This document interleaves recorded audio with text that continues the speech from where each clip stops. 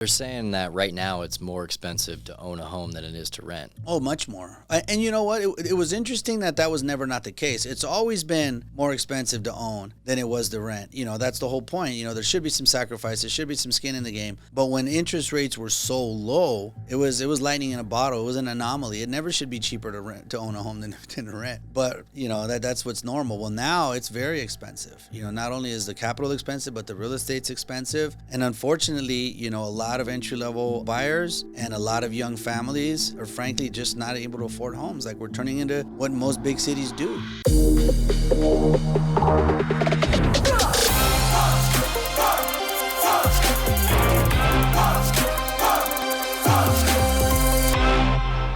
All right, welcome back. Welcome in to my good friend Rick Ruiz. It's good to have you here in the podcast today. How you doing, man? Oh, doing great. Thanks for having me. Yeah, for sure. What's been new in your life since the last time I saw you? It's been how long has it been? Probably 5 years. It's been some years. Yeah. I'm a grandpa now. Wow. So I think when we first met, the kids were teens and preteens, and now the kids are all adults. And Jasmine, the oldest, has blessed me with two grandchildren. She's been married since, and luckily their family lives here, and so I'm able to see them on the regular. So that's awesome. It's like crazy. Time flies, man. I remember like little Jack was just like jumping on my back, and now he's like bigger than me. And stuff. Yeah. He's full grown. He's be 20 in 2 weeks, and he works with me down at the office. Okay. And what about Josue? What's he doing? Josue is a senior at USD. He's double majoring in finance and real estate, so he'll be graduating this December. Nice. Yeah. Wow. Time's flying by, man. It's like, I think I was probably, like 18, 19 Yeah, when you're we barely met. legal. Yeah, you Barely were. legal. I'm getting old now. I'll be 28 pretty soon. Wow. But, you look the same. I know. God bless you. You look good, man. Yeah.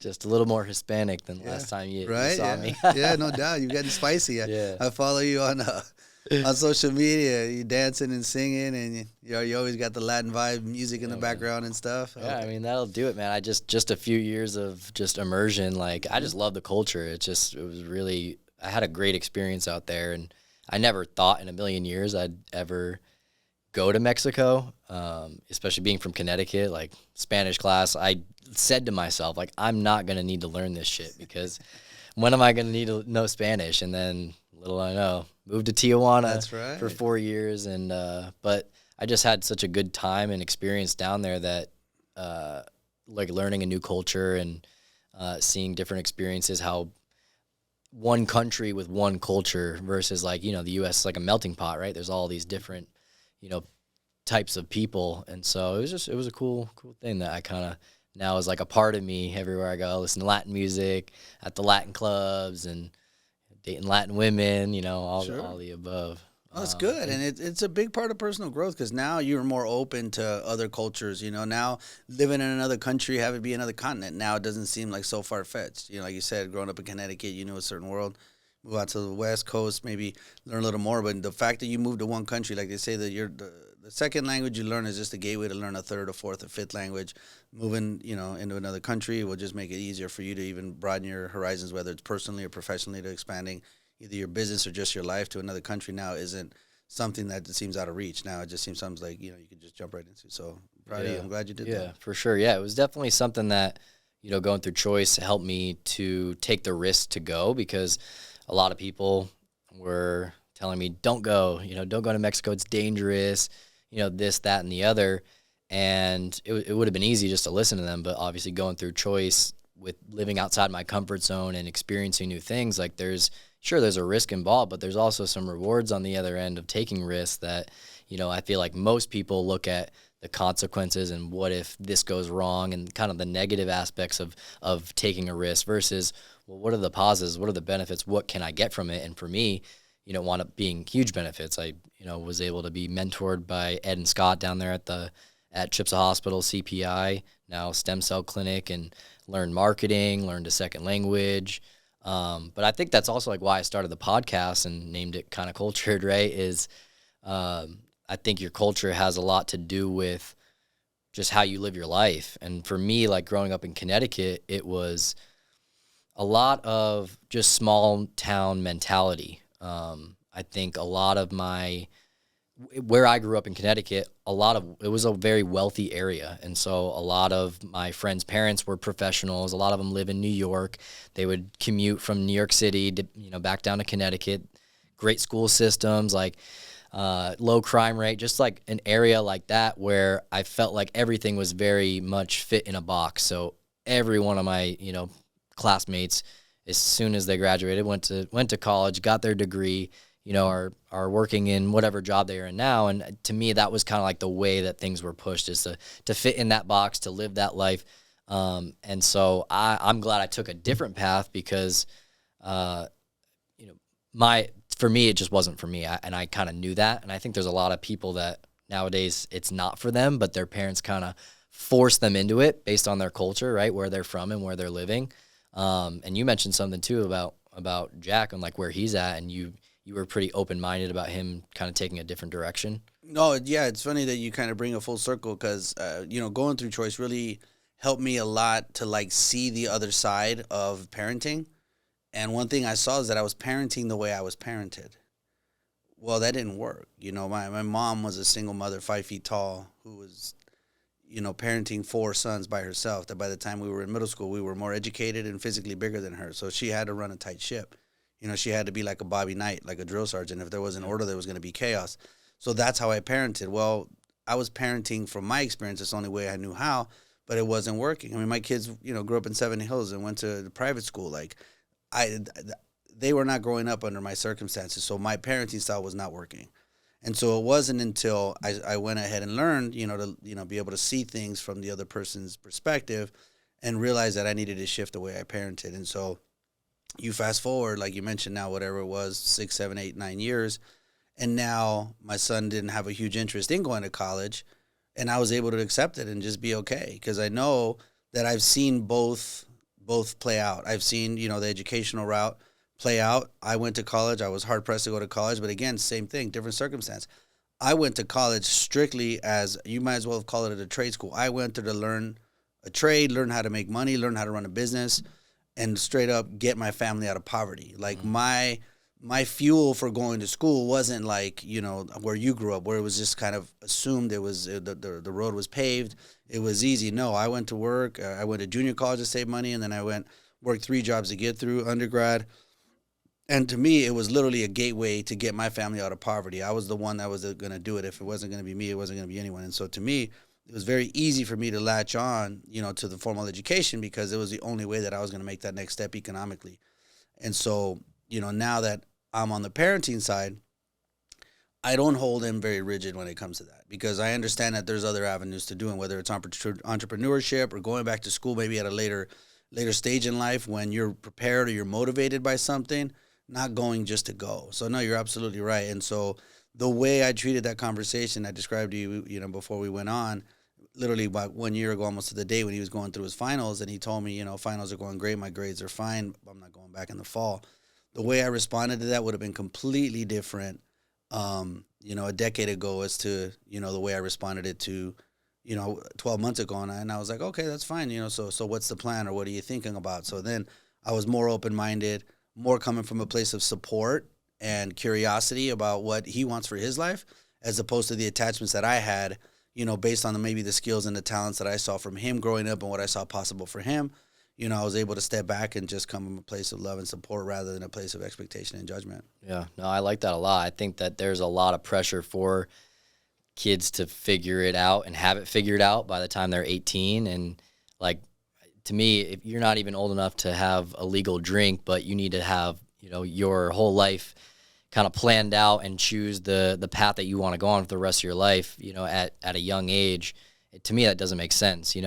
I think that taking some time, taking a gap year or 2 or 3, or whenever you're ready to go to school, there's no timeline of when you have to get that degree or even get it in general, until you figure out really like, what are you passionate about? What excites you? What motivates you? Like, what is it that you're interested in that you want to go after? And maybe a degree is just the complete opposite direction and possibly a waste of money to go in when you don't know that. And when you're just kind of pushed in, I think that's what a lot of kids struggle with.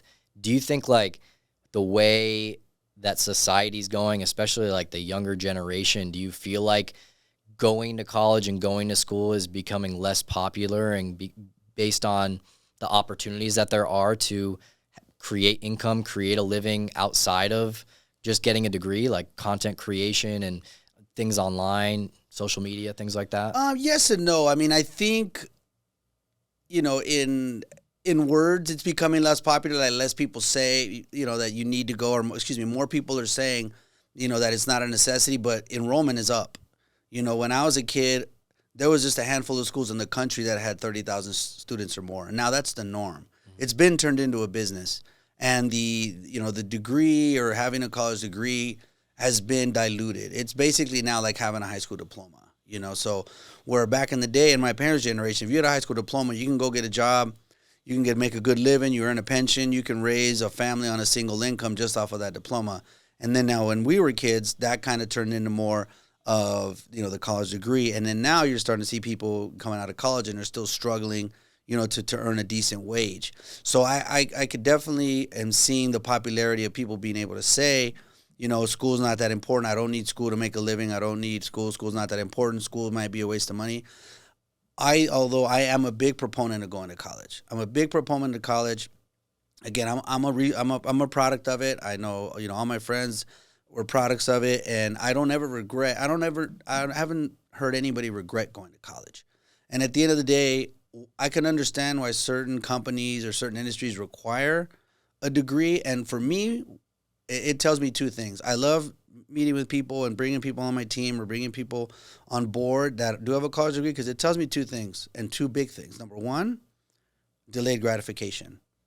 I can step into an endeavor that I might not get a high five for 48, 36, sometimes, even longer months. You're talking 3, 4, 5, 6 years before I get that reward. It's a grind, whether it's the studying, the finals, the midterms, all of it, figuring out how to live, sleeping in a dorm, in a bunk, whatever it is that you got to do to get through school, paying for it, 2 jobs, 3 jobs, taking on debt, what have you. The sacrifice involved in a delayed gratification, to me, tells me a lot about somebody, that they're willing to commit to a goal, they're willing to sacrifice through it, they're willing to suffer through it, and they're willing to come out the other end. To me, that's the number one. And number two, it tells me that you're teachable, that you're coachable. Because at the end of the day, even though you're studying, whether it be finances, what I studied, or whether you're studying science or what have you, you still do have to take so many other courses that are not, in your major or in your field of study, but yet you still go through that. You still have that open-mindedness.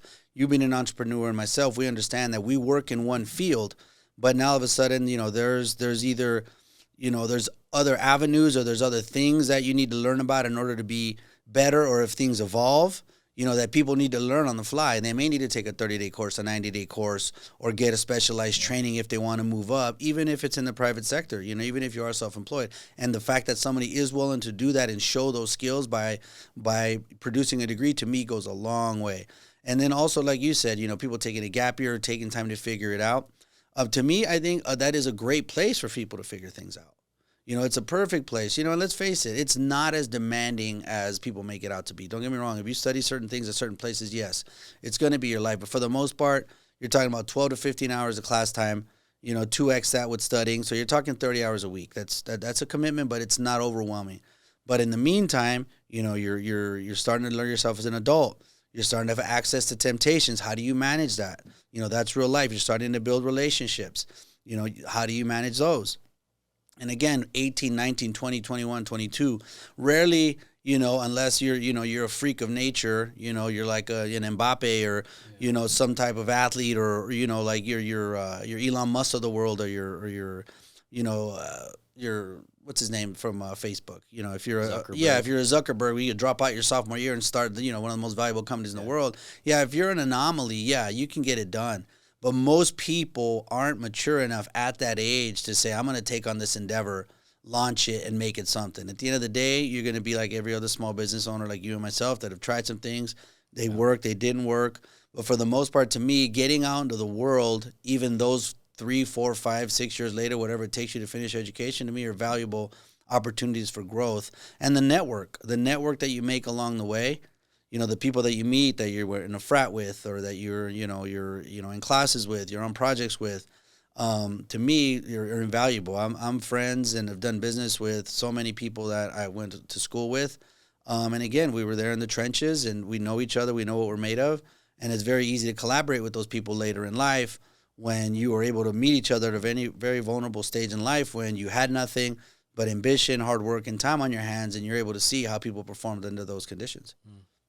Yeah, I didn't think about it like that because, like what you said, it's almost, as a business owner looking at it, especially when you're going to hire someone, it's not as much about what is your degree in, but the fact that you even have one shows some core values for an individual, right? You're committed, you're dedicated, you can finish something and complete it, and it might not be an overnight process. You're willing to put in the time and the work and the effort, which for me, like with solar, we hire tons and tons of people because there's such a turnover in the industry because it's hard. It's knocking on doors. It's facing rejection, all that things. And I can definitely tell people, especially that maybe were in the military or have a degree, I can just see their way of being is different than someone who hasn't. And so, like you said, there are some people that are the anomaly and don't go to college, don't go to school, and they have all those characteristics inside of them, and that's why they have that success. But there's a lot of people that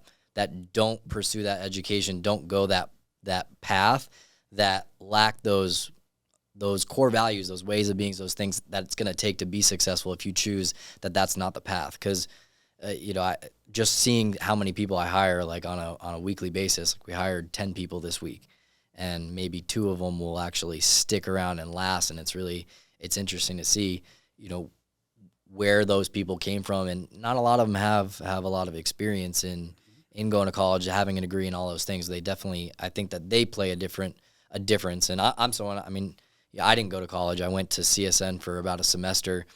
And it's not easy, right? It's not easy going that other path because then for me, there's a lot of pressure on me. There's pressure on me to make it work and to have that success. Because nowadays you do got to have a degree to have a good, solid job, to be looked at different when you go up against someone who doesn't. You're not always going to be looked at the same. They're gonna value someone who has that degree over you. And so for me, it's like I'm limited on my options, which is why. But I enjoy that. I like that because it puts urgency in me, and it brings out a different version of myself. Like when my back's against the wall and I got to figure it out. Like I like that kind of pressure. And to me, that's like what I grew up seeing and learning from my dad. He owned a couple restaurants when I was young, and he went through some tough times. Restaurant industry is probably one of the toughest out there. And during that, 2008, during the recession, he had to close one of his restaurants down. And so I saw what it did to him and what that process did for our family too. It was a tough time, and he wound up transitioning out of the entrepreneurship, transitioning out of owning his own business after owning businesses for his whole life as well. He didn't go to college either. And so for him, and seeing me drop out of school, he was very much hands-on, trying to make sure I wasn't making the same mistakes as him, which was frustrating for me because I was like, stop micromanaging me. Let me kind of figure out, let me do my own thing. And, in his eyes, he just didn't want me to make those mistakes. He wanted me to go on a safer path and get my degree and do all those things. And it's cool because now that I've had success and he's seen the path that I'm on, our relationship's gotten so much better because he realizes I'm just like him. And he's able to guide me in a path that I'm not making all the mistakes, right? But some of them I get to make because that's how I learn. That's how I actually grow. If you just kind of, almost wrap me in bubble wrap so I don't get hurt ever, like I'm just going to be a wimp. Yeah. If, you let me fall, on the bike a couple times, I'm going to figure out how to pedal it and how to keep it going. So I think failure is definitely a part of that process. So it's been good to see, and there's ups and downs in it. Like I'm going through it right now with the solar company. Solar business in general nationwide is down 50%. Just there's companies left and right going out of business. There's just the industry, the game is dirty. There's people that just kind of poach reps from you, and there's some things that we did on our end that I take responsibility for, but it was tough because during the time I had a lot of success, I lived extravagantly. I'm sure you saw some, how I was living on social media. I wasn't really holding back, just eating out on the strip and, bought a nice crib, some nice cars, things like that. And to be honest, like over leveraged for sure, because now when I just didn't think that was going to end. I didn't think that money would run out. And I'm sure you've gone through that, when you were younger, making some good money, some good coin that, let's keep this going and have some fun while we're doing it. Well, I definitely learned some valuable lessons, which I'm grateful for, because now I'm able to carry those with me from this point on. And now when I get back up to where I was at, like, I'm just going to make smarter moves and do things in a different way. And so it's been we call it the solar coaster. It's been up, it's been solar down, coaster, that's funny. But it's been definitely like really, really valuable for me, learning from a younger age just how business works. And at some point you're going to get punched in the mouth. You're going to get knocked down. And now I'm in the phase of getting back up and fighting back and digging my heels in. Yeah, there's no better teacher than experience. I mean, no matter how many books you read or, what you studied and, whether the math adds up, going through it, it's really common. I did go through a phase in my 20s, but I more than anything, I overinvested, which is something that's very, you usually don't get broke over investing. Yeah. But I was not diversified. I went heavily into real estate. I didn't diversify enough into stocks, bonds, et cetera, like I do now. And so when the stock market crashed after the mortgage crisis, then I had to liquidate a lot of properties and kind of rebuild my portfolio from scratch. But, so again, that was a lesson too, in diversification. I mean, I have no excuse. I studied finance. Like that was like rule number one, diversify. But when the returns were getting better and the upside was so good, I allowed the experience of what was happening to, kind of win over logic. And so I invested in real estate and it became a detriment. I was basically a millionaire by the time I was 29. And, you fast forward, by the time I was 30, I was down to $2,500. So either way, due to a lack of discipline, a lack of, implementing life skills or learned skills, I definitely, went through that ride, and had to rebuild everything from scratch. But again, like you said, then once I had to rebuild, I don't make those same mistakes again. I live way below my means. I don't have expensive habits. I'm very mindful to keep my overhead low. So whether or not there's turns in the market or turns in the economy, they don't concern me. Mm-hmm. But again, I wouldn't, as much as I was taught it, very few of us use those lessons from day one when they're taught it in a book or taught it by a parent. But definitely experience taught me very well. And again, the feeling of it, the experience of that pain, that knot in your stomach when you don't know, if you're going to be able to make it through the next year, quarter, month, taught me better than ever. And you're blessed that your father was an entrepreneur, and that, again, initially, obviously, he wanted a safer path for you, but like you said, he was an entrepreneur, raised an entrepreneur, and so you're blessed to go through these trials and have him, being able to mentor you and walk you through some of these things that he went through himself. And let's face it, now that you've been an entrepreneur and self-employed for X amount of years, you're probably never not going to be. I couldn't even imagine having a job. After, I was probably, by the time I was 10 years, self-employed, there was not a chance I was ever going to have a boss or work a job or anything like that. Aside from, I've considered maybe teaching a real estate course at CSN. There's an opportunity that's come up that I might do, but that's fun. I'm not doing it, because I need the money. Yeah. It's more about giving back and kind of getting back to, learning by teaching and, touching young people. But for the most part, I doubt you'll ever have a job. Once you've been self-employed, once you've been able to create, wealth on your own, being able to scale something, build something, and leverage your skills and your time, it's very difficult to get put back in a box again and take orders and work X amount of hours and be told where you need to be. So, yeah, I think Mark Cuban has a quote when he said on Shark Tank, I'd rather make $50,000 working for myself than make $100,000 working for somebody else. Yeah.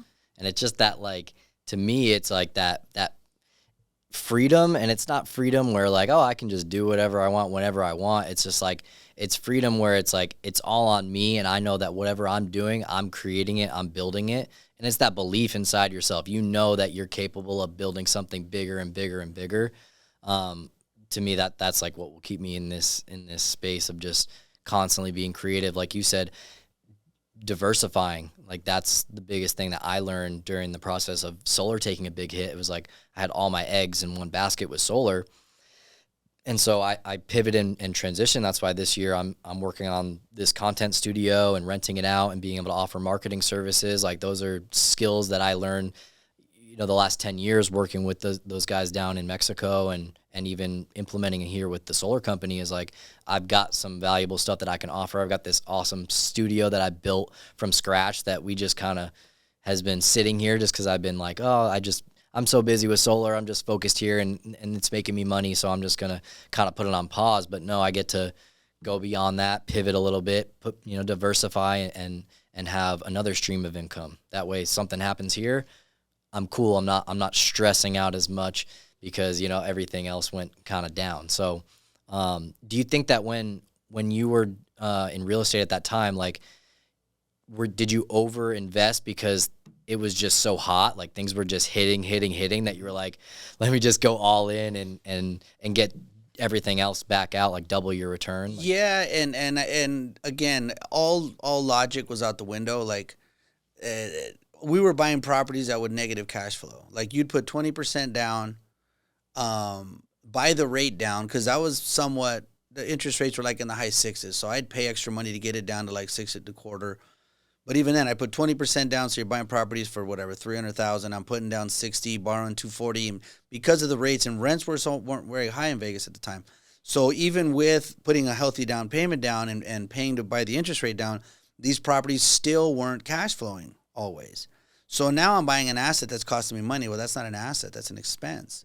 Yeah. Again, against all logic, but I was able to float them because income was good. And again, I was banking on the future appreciation. So again, they were doing good for a while, but then when the bottom fell out, I was sitting on 8 houses and 2 apartment buildings at the time. And so again, it was fine. But when you realize, okay, you're bleeding a little on each property, you can float it, but then all of a sudden when the income slows down and you can't float it, then you got to make some tough decisions. So yeah, it was definitely not logical. I would never, all the real estate books that I read, both in college and, on my own, of course, no, you want to have a return, and a negative return is not a return. And so allowing myself to be blinded by the fad, and especially because I was in the industry and I was seeing what was going on, I was seeing appreciation and values go up, that I got blinded, even though I was right in front and center. But like nowadays, I would never buy something at negative cash flow. Now I'm way more stringent on the cap rates and the returns that I demand when I'm pursuing an investment. Much more diligent. I now look at it as if nothing improves on this asset, do I like it and will I keep it long term? And if the answer is no, then I won't buy it. If the answer is yes, then I will. I do expect that it will improve. It's just because rents are inflation friendly, so I expect that rents will go up, in the near future. So again, but at the time that thing's got a pencil, up right front and center. Every which way I analyze it, for me to buy it right now, where at the time I was making silly decisions because I was caught up in the mix. Yeah. And it costed me. It costed me big. They're saying that right now it's more expensive to own a home than it is to rent. Oh, much more. And you know what? It was interesting that was never not the case. It's always been more expensive to own than it was to rent. That's the whole point. There should be some sacrifice. There should be some skin in the game. But when interest rates were so low, it was lightning in a bottle. It was an anomaly. It never should be cheaper to own a home than to rent. But, that's what's normal. Well, now it's very expensive. Not only is the capital expensive, but the real estate's expensive. And unfortunately, a lot of entry-level buyers and a lot of young families are frankly just not able to afford homes. Like, we're turning into what most big cities do, medium-sized cities or smaller cities attract people from larger cities because of affordability. Well, once it starts getting crowded and the marketplace gets crowded and inventory gets scarce, then all of a sudden it starts becoming, non-affordable. And that's what we're seeing. That's why we're seeing, the building boom in like Pahrump. You're starting to see people move to Sandy Valley, Logandale, Overton, our north, our south, our west. Because unfortunately, people that are working class or that are making entry-level salaries and wages are not going to be able to afford to live in the valley. and they've got more time than money, so they'll commute an hour each way and be able to, have a house that they can afford, or be able to afford a house in general. So they're making these moves, and unfortunately, it's not going to get any better anytime soon. So We're expected to have no more land at all in the next 10 years, and within 10 years here in the valley. When I moved here 22 years ago, there was so much dirt. Your car would be dusty no matter what side of town you drove on.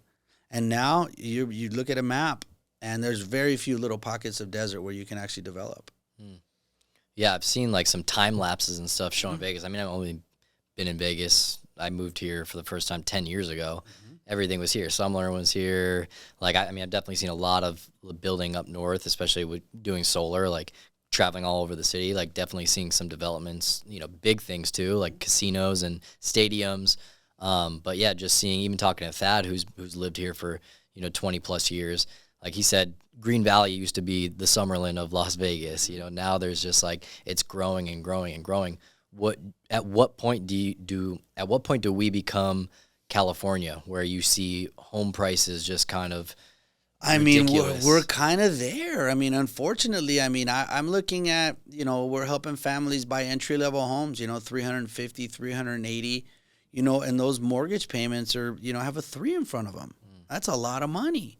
$3,000 for a mortgage on an entry-level home is a lot of money. We're not New York, we're not LA, we're not San Francisco, we're not 6-figure salaries just left and right. We're a working class community.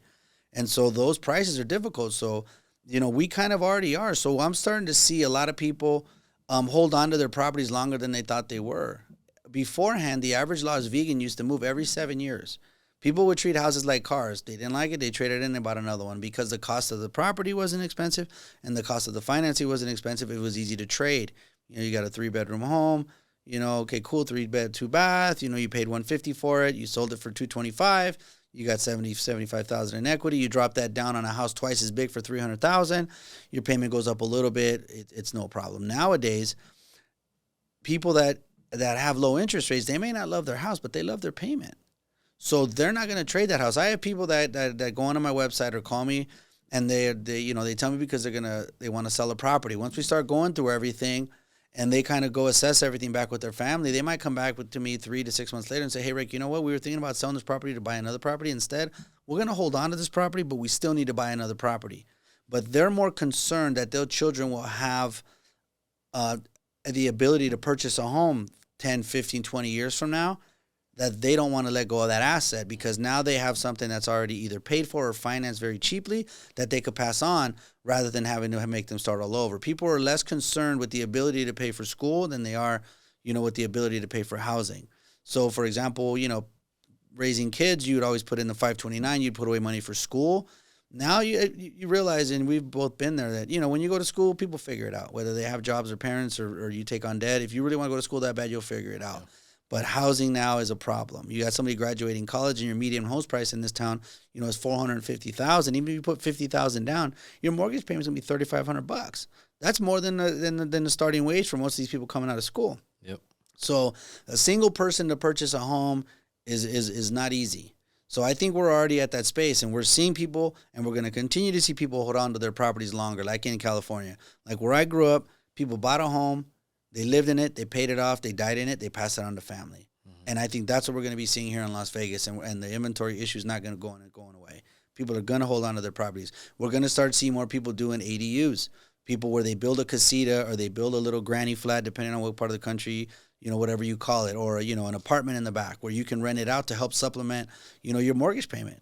You're going to start seeing more people, instead of, hey, man, I got a 4th kid or I got a 3rd kid, I need a bigger house. They're going to add on 1,000 square feet to the back of the house, or they're going to add on a 2nd story. Because now, maybe taking a line of credit for $60, $80, $100, $120,000 is much more affordable than you having to go buy another house at a accelerated interest rate than what you have. What people don't realize is only 13% of America has an interest rate of 4.5% or higher. So anybody below that, why would they sell?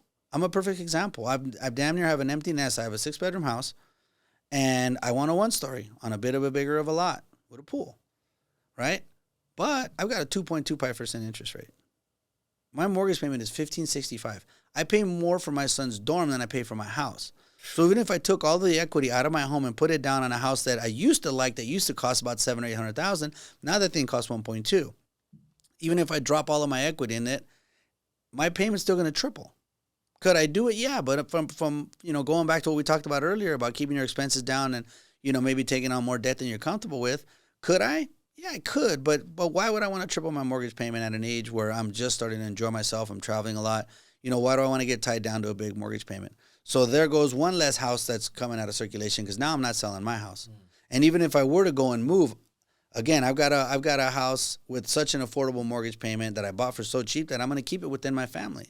So again, I'm exactly what's happening in America, where we have an asset, and sometimes the asset is the loan more than it is the house because the payment's affordable. So now why wouldn't I pass that on to a kid, keep it within the family, or keep it as an investment property that's going to be an asset that's going to pay me monthly, that's going to supplement my next household, or just be a good asset to hold in general. So that's what we're going to be seeing, and that's what we see in California, and that's why prices have always been high because there's not a whole lot of turnover. I mean, it's rare to drive into a community in California and see a for sale sign. Yes, houses sell, but it's not like we saw here 10 years ago where in every neighborhood there's 2 or 3 houses for sale. No, and that's going to continue to go down. People are going to be holding their assets. Rents are going up. The city's growing. Our economy is diversifying. So again, people are starting to make a little bit more money. People that can work remote or living here rather than other places that are much more expensive. And it's relative, right? It's expensive for people that grew up here, but it's not expensive for people that work tech jobs that used to live in the Bay Area, that might have lived in colder climates, that live in tech sectors, like your Salt Lake Cities, your Bay Areas, your Portlands, your Seattles. Now all of a sudden we have more affordable housing. We have, lower taxes. We have a lot of incentives. And if you're going to work from home, why wouldn't you do it in a place that's a lot cheaper, where the sun shines year around, where you've got an international airport, you've got a ton of entertainment, you can be in the beach in 4 hours, you can be skiing in 2 hours. So again, people are really valuing what Las Vegas has to offer. And again, it's only going to be impacting the cost of real estate here in Las Vegas for the short and the long term. Wow. I think one thing that stood out to me, you said 13% of people have a mortgage interest rate less than 3%? No. Only 87% of America has an interest rate of 4.5% or lower, or their house is paid off. 1/3 of homes in America don't have a mortgage. Okay. So only 13% of the population of the U.S. has a mortgage that has a 4.5% interest rate or higher. Again, so those are folks that have bought in the last few years. Yeah, me.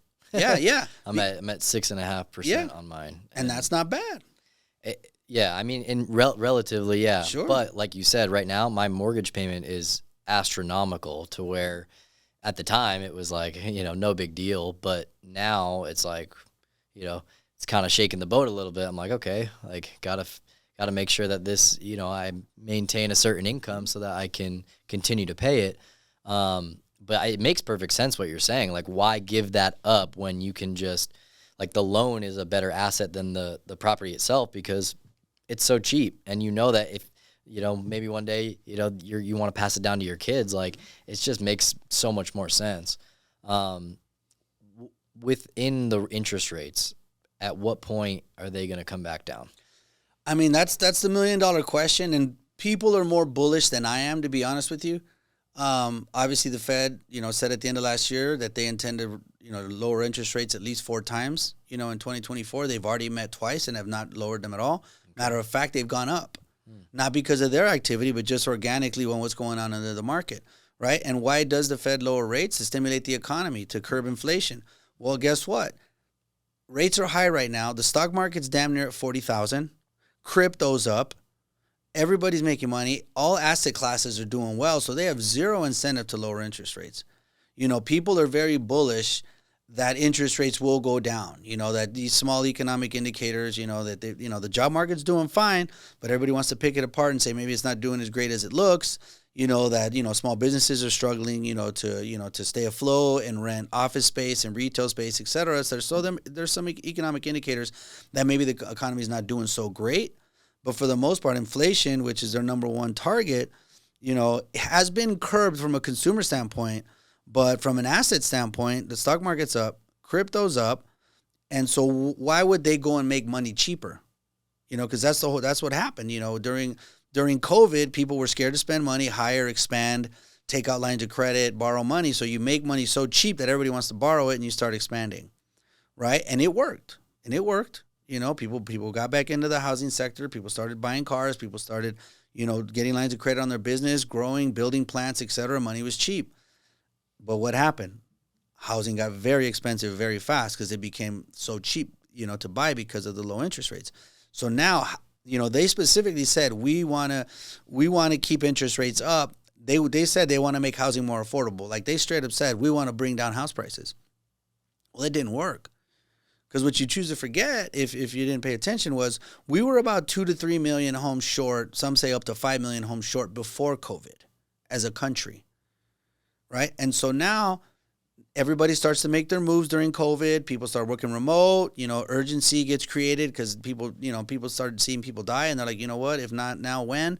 So now it's like, okay, I've always wanted to live by the lake, or I've always wanted to live here. I'm doing it now. I've always wanted a second home at the beach. Whatever they did, they were making those moves. And now the dust settled, and you fast forward, you know, 24, 36, and now right now 48 months after COVID. Now what? Oh, we still have a housing shortage. So we have a housing shortage nationwide. Demand is still high. Despite affordability being difficult, people still want to buy, and people still are buying. And people are going to continue to buy. Because, you know, they're seeing rents aren't getting any better. You know, I don't know. You know, I haven't rented a place in forever, but I never got a letter from my landlord that said, hey, we're lowering your rent next month or next year. Yeah, so, again, very inflation friendly. So when people are seeing what, you know, a two-bedroom apartment or two-bedroom home in town, almost $2,000 a month. It's a lot of money. So people are like, let me lock this in, whether it's help from my parents, whether, you know, I got to rent a room out. Whether it is I got to do, whatever it is I got to do, people are definitely putting their urgency on home ownership. And one thing that we didn't expect, because millennials tend to not be having a ton of kids or having them at a later age, is how much pet owning is driving home ownership. When a lot of young people were polled, you know, and they asked, why are you looking for a home? It's because I have pets. And I was like, and that's something that people didn't expect, that millennials were going to buy houses at such an early age. Because millennials were getting shit on. Oh, they're going to live in their basement until they're 30. Yeah. They're not ambitious. They're going to change jobs. They don't take anything serious. Well, lo and behold, they've stepped up, and millennials are buying houses at very accelerated rates than expected. A lot of them aren't having children, but they are having pets, and they want to have homes for their pets and for themselves, and they see the value of home ownership. So, again, we're back to where we were 5 years ago before COVID. Is we have a housing shortage, and we can only build them so quick. And they're not getting cheaper. It's crazy you say it, because when I was looking for my house, I was living at the Panorama at the time, and I'd just gotten a puppy. And obviously there's no room to run around over there. And, you know, part of when I was looking, I'm like, I want a big backyard for my dog, like to run around in and everything like that. I knew I wanted to buy. It wasn't why I was buying, but like that played a factor in my head of like which house I wanted, because I wanted more space. Now I have 2 dogs. I got a big ass yard. Like, that was definitely a part of you know, why I chose the house I chose was for my little puppies. Yeah.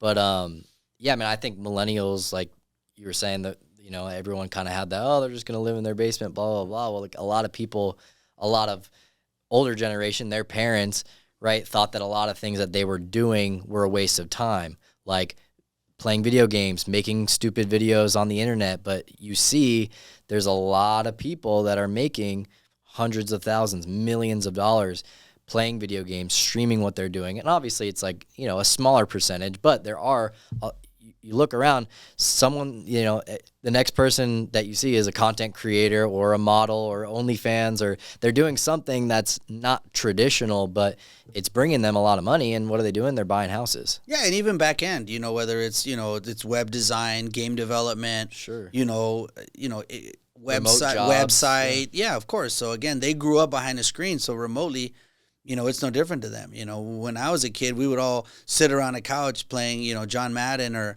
you know, Bill Walsh football or what have you, or Mike Tyson or whatever, Street Fighter, and then the next guy up would come and play. Well, now you guys did it virtually. Yeah. You had a headset on and you're playing with Rick from Utah and, you know, and Jack from, you know, wherever.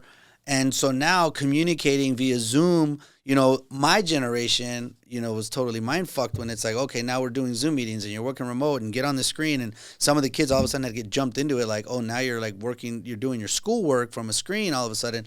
You know, those that, you know, maybe were playing video games using headsets, communicating in chat rooms, you know, with people when they were doing to them, it wasn't a big shock. It wasn't difficult to collaborate on a project with 5 people in different cities in different time zone because it's something you guys were doing for fun, and now you're able to do it. And so now you're hireable, you're very coachable, and again, you're very digitally literate. Yep. So again, a lot of those things that, like you said, that we thought, weren't bringing a lot of value and we thought were a waste of time, turned out to be very good skills and what the market demands today. I think COVID opened up a lot of that too, of like, just, hey, got to figure it out. And then companies realize, hey, we could save a lot of money by having people working remotely. I've got friends that, they travel all around and they're just working remote, Zoom, wherever they're at. And they've been able to travel the world, which is awesome. I think a benefit of, all that happened, that, shutting down the entire world, like people got creative and people, human beings did what human beings do, is we become ingenuitive and creative and think outside the box. And it's something that, like, beforehand with your 9-to-5 job that you're showing up to every day, like, it opened up an opportunity for freedom for people. Like, now you can, before, hey, you can travel 2 weeks out of the year. Now you can travel 52 weeks out of the year, do your job, be a part of the team, play your role, and be able to cash in on that benefit of seeing the world and everything that, is there to experience. So I thought that was pretty cool. Yeah, and that plays out in the real estate. You're starting to see office space be one of the lowest performing asset classes in the real estate sector because now people don't need, 10,000 square feet, 5,000 square feet, 2,000 square feet. They usually are going to have their core team, their management or their human resources or whatnot that they centralize. But for the most part, a lot of the workforce doesn't need to be in the office. You're starting to see a lot of downtown apartments, a lot of downtown office spaces, get converted to other uses because people just don't have a huge demand for office spaces anymore. It's a big expense, not only just the rent, but the upkeep, the maintenance, the utilities, et cetera. So a lot of companies are allowing them to shrink their office spaces and save a lot of money, And again, now the highest performing real estate asset class has been warehouses and industrial space. Why? Because people have been able to, build businesses through that. Logistically, E-commerce, people want everything at their house. They're getting delivered to their home. So logistics is becoming a big deal. So warehouse space and industrial space, on the flip side of office space, was the highest performer because what does that do? It allows people to be in different places, and have logistical solutions. So all of that plays out. Like you said, humans evolve and they adapt, and, there's going to be winners and losers. And a lot of it has to do with, how adaptable you are. We get back to the education piece. How coachable are you? How willing are you to learn?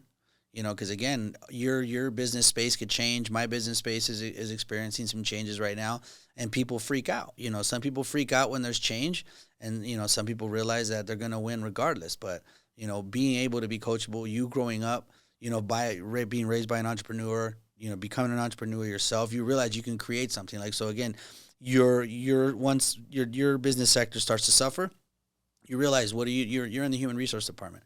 What is business? Raising capital and putting together, human resources. So now it's like, okay, I want to do, whether it's a podcast. Okay, I need to build a studio. I need equipment. I need people that know how to run it, edit, exactly, push it out, publish it, etc. Again, it's no different than building a team, for sales in the solar space.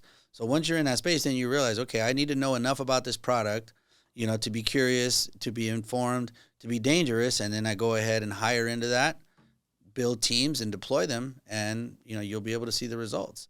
So again, being an entrepreneur and being open-minded and having that curiosity is going to make you invaluable. You'll know, like Mark Cuban said, you'd rather make half for yourself than you would for somebody else, because now I can rely on myself. I tell my agents all the time, I said, it's great, but you get into this space to be your own boss, but how happy are you with what kind of employee you are?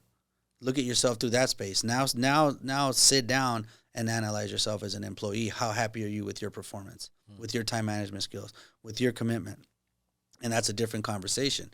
But like Mark Cuban said, I'd rather look in the mirror and be able to look at myself and say what I have and what's going on right now is because I created that, good, bad, or ugly. And we get a false sense of security. Like you were saying your father wanted you to take the safer path, maybe wanted you to go the corporate route or what have you, but at the end of the day, what we've learned is there is no safety there. I have people that I went to college with, they have MBAs, they have great jobs and salaries and incentive packages and all that. Then what happens when two companies merge? And all of a sudden you're out the door. Yeah. The 20 years, the 15 years that you put in, the 25 years, they don't give a fuck. You know, you're expensive. You've got a big package. You know, they can go. You know, you got to go. Management starts getting cut. You know, so again, that's a false sense of security. You know, whereas someone like yourself or myself that have been self-employed most of our careers, we know. All right, well, if my business changes, I know sales. I know how to build a sales team. I'm not afraid to knock on doors. I'm not afraid to pick up the phone. I'm not afraid to be out in the heat. You know, I'm not afraid to drive across town to meet with somebody. That you can do that in any business. So again, there's a false sense of safety when, you know, you think you go the corporate route, because I've seen many of folks get cut. You know, they've relocated, you know, because they took a promotion. Now all of a sudden they moved their family, their kids are in schools, and now all of a sudden, you know, that gets chopped like this because either the stock's down and they need to shrink, or they merge or get bought out. And all of a sudden you start cutting the highest salaries. So the ones that actually make the most money are probably the most vulnerable. And all of a sudden, you know, you thought you were safe, and now you're back to the drawing board. Mm-hmm. So again, there's no better safety for me than being able to bet on myself.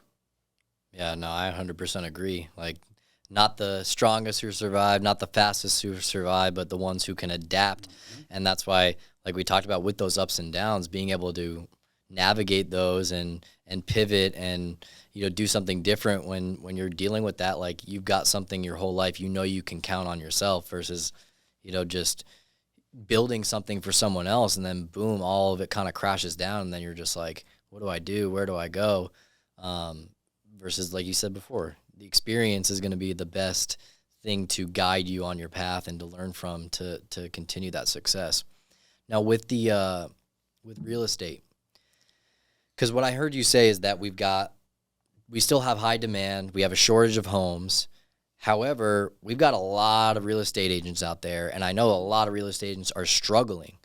What do you think is, because you've been in real estate a long time, you have a lot of experience, like, how has that supported you in continuing to have consistent success versus a lot of agents right now that, you know, we're used to, you know, everyone refinancing their home, you know, the market being hot. Now the market's gone a little bit cold, like, and they're struggling. Like, what's helped you been successful? Well, the beauty of it is, like you said, the experience, because now when people do have a lot of choices and it's not the easiest process and it's not the easiest market, people will go ahead and interview, you know, into experience.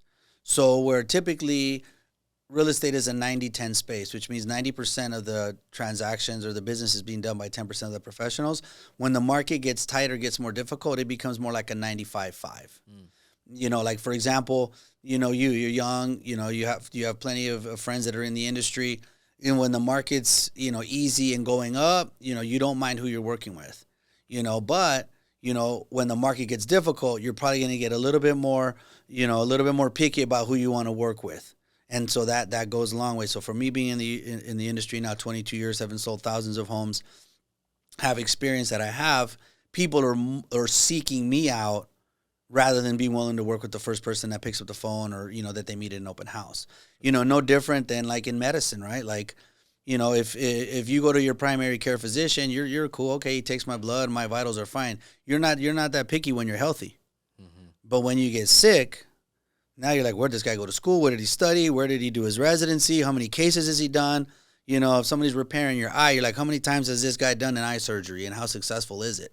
Like, you start really deep diving into who's across the table, who's in charge of, in my case, you know, the most expensive asset that they probably own. You know, 90% of America's wealth is tied to their real estate holdings. You know, so a lot of people understand that.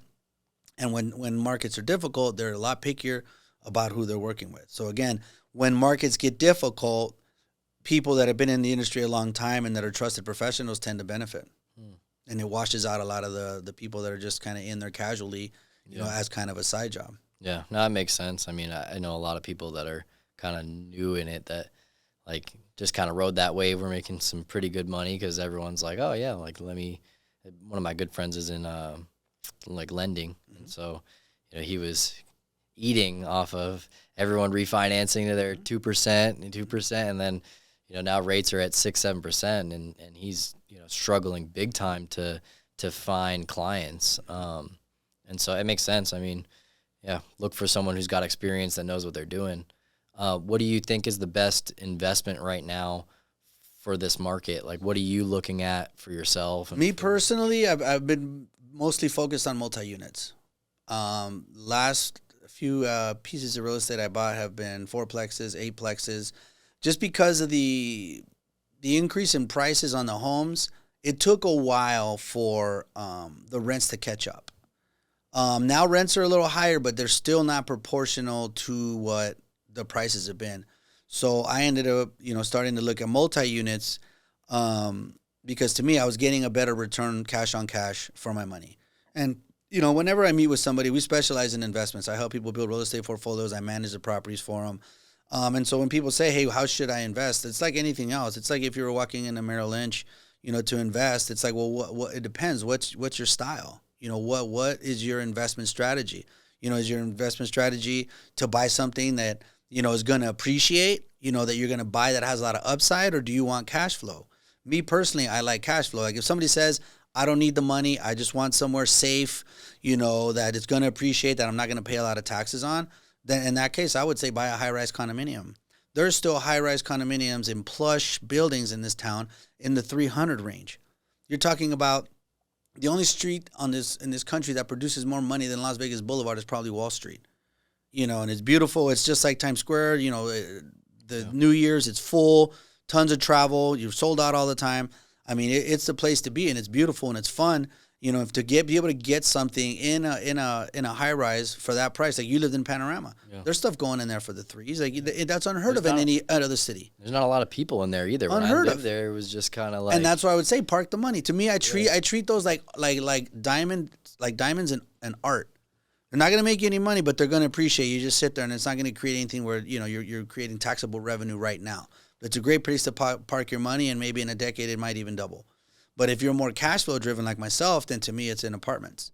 It's in apartments, cash on cash, because I don't intend on selling anything. So a lot of the stuff that I'm buying are like in B areas, even C areas, where a lot of my clients aren't comfortable buying. But to me, I'm getting the most rent, and there's the most upside on those rents for what I buy, because again, I don't care what that property's worth. To me, it's worth when I knock on that door on the first of the month with the check that comes out of it. Yeah. So to me, it's about cash flow. So to me, with my investment strategy, me using those as a big pillar of my retirement income, I buy where I'm going to get the most back out of my investment. And right now, that's in multi-unit properties. And do you feel like because interest rates are higher, you've got to put more than just like 20-25% down to get those mortgage payments lower? Yeah, obviously, to get the best cash flow right now with the high cost of finance, you want to put down as big a rate as possible. Because at the end of the day, I mean, depending, and again, everything comes down to opportunity cost. I'm not a very risky investor. So my portfolio, on the street is probably getting me anywhere from, maybe 9 to 12% in a year. Which is great. Yeah. But as opposed to eliminating 8% in debt, I'll take the guaranteed, let me not pay 8%. So I tend to be putting much more down and taking my money out of Wall Street and putting it on Main Street because of the cost of the finances so much. And do you with your properties that you have, do you ever like cash out?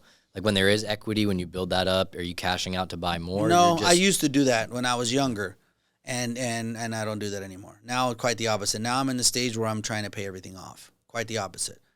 Most of the properties are paid off or close to it, but instead of taking that money and doing anything else with it, I'm using all that cash flow because I don't need it right now since I'm still working. I'm using it to pay all the properties off.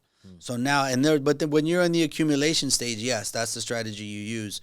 And I call it having a property, having kids, because now you have a property, and then rather than you having to come out of pocket again, like you said, if it makes sense with the interest rate and it still cash flows, and you're able to pull money out of one property to buy another one, that house just had a kid, And I love when houses have babies because now you just bought one property and all of a sudden you've leveraged it into three, and you fast forward 10, 20, 15, 20, 30 years, whatever it is, you got them all paid off and you've got a portfolio. But, and that was definitely the strategy when I was building the portfolio, where now I'm on the back end of it no, I want to get everything to zero. More return on your... And just start, winding down my active income and now relying more on my passive income. What strategies do you have for paying off the mortgages faster or more efficiently than just kind of... Because if you're making money on, an investment or rental property, like the additional money you're making on that, the profit? Are you just making a one-time payment, or how do you do that? I do it quarterly. So with me, because some of the properties I bought recently had higher interest rates, I had 6s and 7s. So instead, I stopped accelerating the paying off of the properties that have interest rates in the 2s and the 3s and the 4s, and left those alone. And I'm taking all the cash flow and paying off the most expensive money first. So I assess every quarter. So I have all my properties in what's called the Series LLC. So there's a parent company, and then each individual property is owned by a different series. But the law allows for all that to be in one account. So every 90 days, I reconcile and I say, okay, there's X amount of money in here. I'm going to leave some in here in case if an AC goes out, I need to replace a roof, I have a flood, etc. So I'll leave a certain amount as a buffer in case, a curveball comes up, I need to, have a catastrophe at a property. But otherwise, then I go ahead and deploy it to the highest interest rate loan that I got and just attack it in a lump sum every 90 days. And do you have different loans for each property, or do you ever refinance them all into one? No, you really can't. That's called cross collateralization. You see that more in commercial real estate. You can't really do that in residential. Oh, really? And I don't own any commercial assets. It's all residential. So yeah, no, you can't cross collateralize. The 8-plex units and stuff, those are considered residential still? Well, those are doors. So that one technically is a commercial loan on the 8 unit, anything 5+. But still, if I had another property to cross-collateralize it with, and I did try because there's an 8-plex right across from mine that I've been wanting to buy for the last 4 years since I bought this one. So I would have been able to cross-collateralize the acquisition of that one, which I've been trying to. I got this close to getting the guy to agree to sell it to me because it's starting to dilapidate. But nonetheless, I wanted to group it, make it a nicer complex. But with commercial, there's a lot more flexibility there. Mm-hmm. Like, for example, on that loan, my bank only allowed me to lock the interest rate for 5 years. Some banks will allow you for 10, but for commercial loans, they have you take on a lot more of that risk. Where on your traditional residential, which is 1 to 4 doors, you can lock it in for 30. Mm-hmm. But yeah, on the commercial, that's a good move for first-time home buyers is getting a 4-plex. That's a hack. They can just move into one of the units, collect rent on the other 3, and have basically everything paid for. That's it. That's the most beautiful house hack that I teach. And people your age, or let's say fresh out of college, early 20s, if you can handle living in a 2-bedroom apartment, in a B or C area, and you don't have to live in there forever, but live in there, I always tell people, live in there for about 2 years. Like you said, put the minimum down. Now you can buy an apartment building for 5% down. Like right now, let's just say a 4-plex will run you $600,000. You're putting $30,000 down. You're living in one of the units. You're renting the other 3. You're probably likely living for very close to free. You're not living all the way free right now where interest rates were. But when interest rates used to be, yes, you'd live for free. But now at least you're living close to free, very minimal. But more importantly, now you live in the building. Piece of real estate is a living, breathing thing. You want to be there. You got to take care of it. You got to know the temperature. Now you're getting to know the tenants. You're starting to get to know a little bit of the property management side, of the maintenance side. You're starting to learn the community. You're starting to see the demand of tenants, who your audience is, who's moving there, who's moving out, etc. And in 2 years, now you start becoming a homeowner. You understand what it's like to turn the wrench, turn the screw, fix a couple of things, improve your building, live there for about 2 years, and then, get out of there. Get out of there, and now you're making some better rents. And now the place is paying for itself. And now for $30,000, you literally got yourself an apartment building. Yeah. If you're a veteran, 0. No money down. Yeah, that's wild. So, again, that is the greatest house hack that I like and that I teach to young people. And I'm like, hey, if you're okay, you're not living in the suburbs quite yet, you're living in a B class, C class area, for a couple years. And most people, you should be okay with it. You just got out of college, just finished, sharing a dorm room with somebody. Yeah. You know what I mean? Yeah. Maybe couch surfing from time to time in the summers, whatever. Living in a 2-bedroom apartment shouldn't be that big of a problem. But no, that is the greatest house hack that I like to teach to young people, is to do it and do the 4-plex. Yeah, and 3.5% down on, when it's your first time is, 20, 30 grand, it depends. Well, 4-plex probably maybe a little bit more. Or even 5. I mean, you're talking $30,000. You can't buy a Toyota Camry for that. Yeah. And now you got yourself an apartment building. Yeah, no, that's huge. It's huge. Yeah. The only thing that, when I was looking into them was really just, I didn't see, a ton of inventory, and the ones I did, just, like you said, they didn't look like they were in the best kind of areas. Is that not the case? Because I only looked a little bit. It's mostly the case, and certainly because just of the dynamics of the way the city grows. You got to realize most of the multi-unit complexes in Las Vegas were built in the 60s, 70s. If you're lucky, the newest stuff was built in the 80s. Well, guess what we had back then? Tons of land. So, for example, they would build these things in small surges, but once they did start to see the city grow and were able to predict it and plan ahead, that's when you started to see all these suburbs pop up. Yeah. So we never really had a whole lot of apartment buildings because we had the land, we had the resources to be able to build communities. So that's why you don't see a whole lot of, A sector apartments. You're just really not going to see them. The ones that you are seeing are being built today by the REITs. These big 200, 3-unit complexes that you see down Blue Diamond. Your Gramercy's, your thing down on St. Rose. Those are getting built now, high-end, high return. But for the most part, things like you and I can own were built downtown. Gotcha. Were built on the east side. There's some nice ones in Chinatown. But for the most part, like I said, they were built in the 60s, 70s. If you're lucky, they were built in the 80s. So you got to kind of sit and wait and look at the market and try to find one that pops up. Yeah, I mean, there's not a whole lot of them, and that's how I ended up in Pahrump because I wasn't seeing a lot of fourplexes here. Yeah, the last apartment complex I bought was in Pahrump. Okay. The next one I'm going to buy is also in Pahrump. And again, it just came by default because the numbers worked over there. And luckily, because it's a newer town, those things were built in the 90s. So I'm getting better returns on a newer building that's going to require less maintenance. And so to me, I'm happy there. I'm going to buy some more there. But yeah, the stuff here, because it's built in 60s, 70s, 80s, you're dealing with a lot of deferred maintenance, a lot of older stuff, older ACs, older areas. They tend to be in areas where there might be some homelessness. So you got to be very picky about what actual block that you're buying on. Who else owns properties there? Are they good landlords? Things like that. So you do got to get picky. You got to work with somebody that really knows what they're doing. Knows how to underwrite a property, knows how to evaluate the returns, the risk, your occupancy, your vacancy, your expected cost of maintenance, et cetera. But no, it's where I'm putting my money. It's where I'm advising a lot of clients if they are looking long term and they have a cash flow strategy is to do that. But again, if you're buying for appreciation, it'd be in a different sector. But for me personally, with my investment strategy, that's where I'm parking most of my stuff right now. Interesting. Mm-hmm. Yeah, that just popped an idea in my head. I'm gonna send my team down there to knock in Pahrump, and because not many people go down there. It's a different electric company, and so for the most part, people kind of stay away from there because it just takes longer time, and to get systems turned on and everything like that. But right now, Vegas is a tough market. Like in the country, like even the best in the industry of like where they're. A lot of people do blitzes, right? So they just kind of jump to different markets and, go for 2 weeks and sell. Like, so they'll just pop into so we're planning one right now. We're going to go up to Reno. So we're going to go up to Reno for a couple weeks. It's still MB Energy, but we're just going to test out the market and see how it goes. But I mean, for me, it's like Pahrump is right there. Might as well try it. Nobody's really and it's growing in there. It's growing. Busiest Home Depot in the state of Nevada. That place is growing. Really? Absolutely. Wow. They're growing. The infrastructure is going in. There's gaming there. They're talking about building a racetrack down there. Oh, wow. Casino? There's gaming. Yeah, there's smaller casinos. There's a vineyard down there, believe it or not, with a decent restaurant.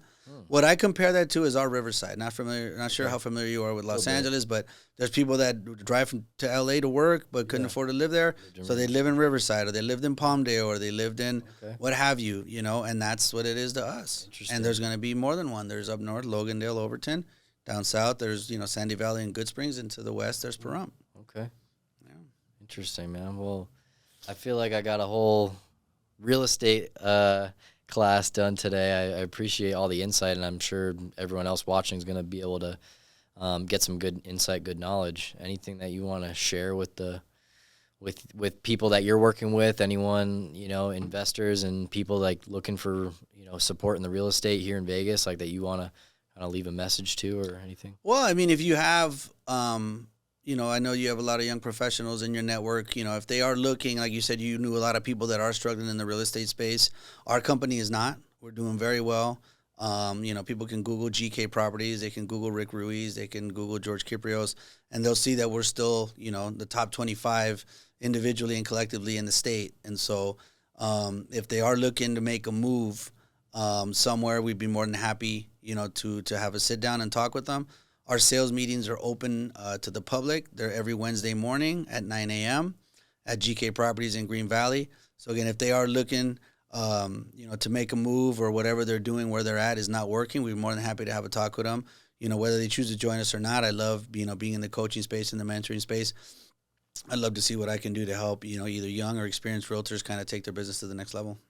Awesome. Well, I appreciate you coming in, and I'll definitely be looking forward to bringing you back on in a little while, a few months from now, and see where everything's at. I'll be happy to. Thanks for coming in.